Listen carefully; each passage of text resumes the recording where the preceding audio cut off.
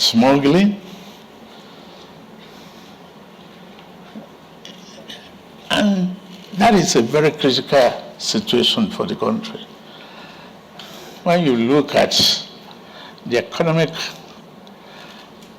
problem of the country, and you see that you are almost going bankrupt. State of the 36 states, 27 of them were unable to pay the salaries of the workers. Where's the money? You are oil producing, you are earning, you are given fuel, you have no refinery that is functional. It is not possible to continue with that trend. It's difficult, it's painful, but just like the human reproduction process, there's a woman carries the pregnancy, the pain of labor, and with a very big smile when you see a live child. And if you start taxing Nigerians, they will start demanding more. Nobody wants to pay taxes ordinarily. Nobody. Taxation is not friendly to the wealthy, to the middle class, and to the poor. Every human being expects development. But the question they don't answer is, how do you pay for it? You want a very good highway, but you don't want it to go through your land. How do you develop? You want good hospital, well-equipped hospital, and you don't want to pay taxes. How do you care for the vulnerable? And how do you protect the future of the children? How do you even research and develop? Pharmaceutical industry, we remember COVID-19, we remember what happened to the world at large. So in a world that you cannot predict what exactly you must do, you must think from where the source and application of fund should be engineered. Tax is a priority. A citizen that pays taxes is a citizen, whether corporate or individual. If you are not a taxpayer, are not exempted, then you are not a citizen. What would you do in the first 2 years of your second term? Do more work. More challenges are there. The world won't wait for anybody. You have to continue to reset and rethink, challenge the intellectual curiosity of you as a government.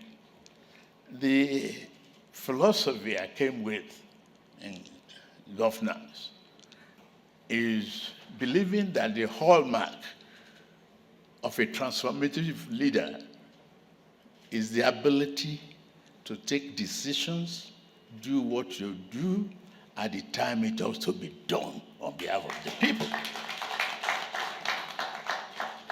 If you miss that curve, you're not on the path to success. And that's what I believe. First time, took hard decisions regardless of pain. Stop reading newspapers and commentary because I know I was going to get a big pushback, and I did. I was sitting on a hot burner. But we made the curve. Today there's a very bright light at the end of the tunnel. The economy is stable, the naira is stable, predictable. Planners can do reasonable budget. They can plan their lives well. The children are in school. The vulnerables are being helped. We have a direct transfer to very poor households right now going on, are able to support education. For those students, ordinarily, who stay out of school because their parents cannot afford school fees, they are now, I'm even giving them allowances and upkeeps for their school. Fantastic.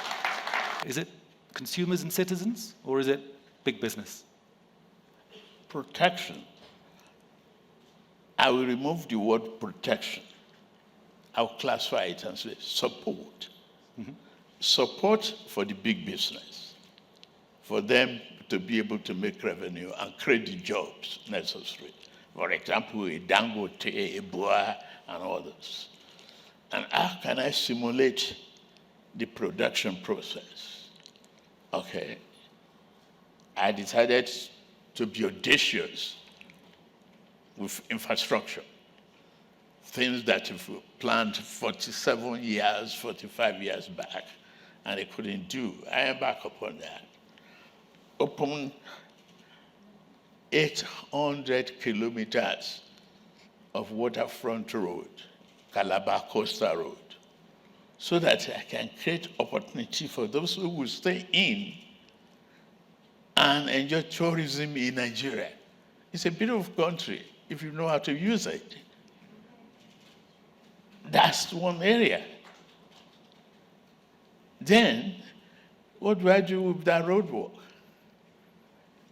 I chose to use cement being produced in Nigeria, a concrete road, so that I don't have to import bitumen and give foreign exchange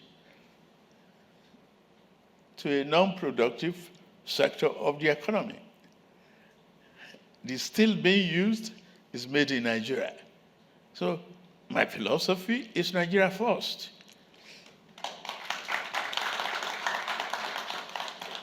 And then to go forward, even before the advent of this crisis that could have created instability, look at what a Dangote refinery is doing. It's a risk taker. He has invested in an audacious, refinery. What should my government do? Support him, encourage him. So for that, crude being produced in Nigeria is Nigerian dominated. It's Nigerian crude. So give him crude in Naira. You don't have to go through letter of credit and bureaucracy and make foreign exchange difficult for him. Give it to him in Naira. Fantastic. The coastal road, let's talk about that, because it opens a lot of possibilities. Yes. Obviously, the South-South region, historically marginalized because of the Civil War, the traces of which can still be felt. Is this a chance, a little bit like connecting Manchester to London? You can connect the eastern part of the country, which has so many vibrant entrepreneurs, which no one knows about, to the financial muscle of Lagos. You're really creating a new country in a way. To me, that is the interpretation, and that is the philosophy behind it. Inclusiveness. All of us together as Nigerians must be patriotic to understand that you have no control where you were born. Your parents could be Igbo, my parents could be Yoruba. You have no control of that. So where you find yourself is your home. This country is ours. We must build it together. Is this an era of pragmatic partnerships? How are you working with the US? How are you working with France? And how are you working with African partners to guarantee the security which is so badly needed, not just in northern Nigeria, but in the region? Those are things, security challenges will always be there. Those are things you cannot do alone. You can't operate the world in isolation. Even Trump, as bold as he is in China. He's talking about them on Taiwan.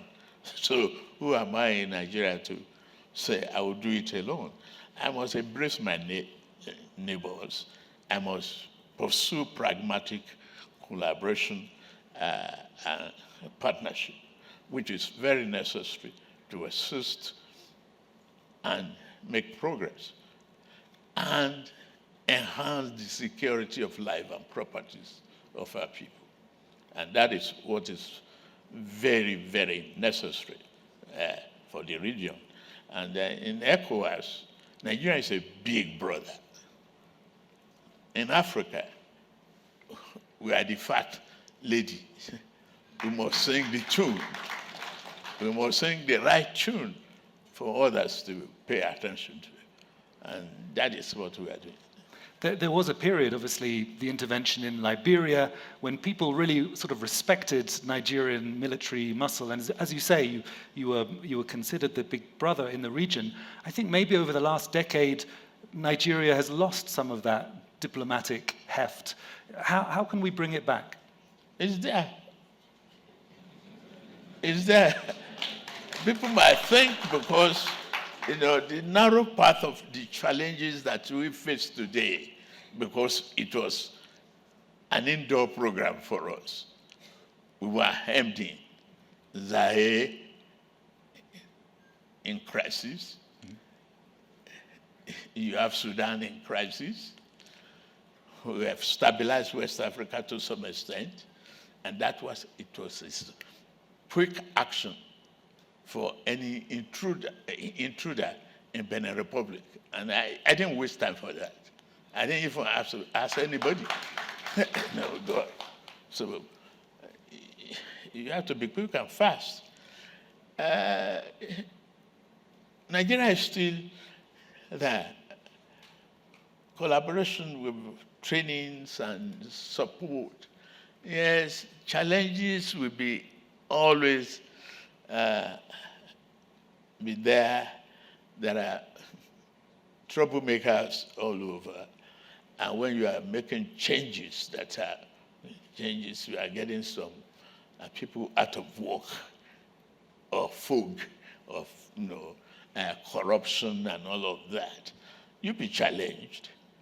But you have to just be focused and be alert. Fantastic. Nigeria is ready. It's ready. Changing at the top table. Ladies and gentlemen, please put your hands together for His Excellency President Bola Tinubu. Thank you. The Oga at the top. Thank you. Thank you very much. Thank you very much. Thank you very much. Thank you. Thank you.